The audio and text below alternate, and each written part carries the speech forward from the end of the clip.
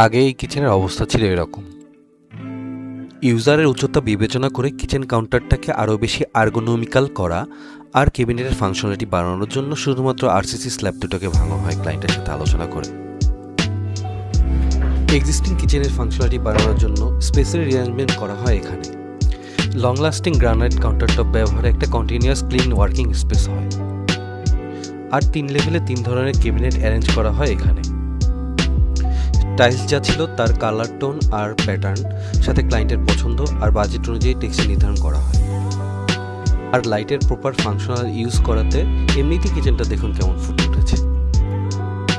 মজার ব্যাপার হলো বিফোর আফটার ছবিগুলো একই ক্যামেরা, কোনো কারসাজি নেই, শুধুমাত্র প্রপার ডিজাইন আর তার ইমপ্লিমেন্টেশনই ইন্টেরিয়র বাস্তব চেহারা পাল্টে দিয়েছে।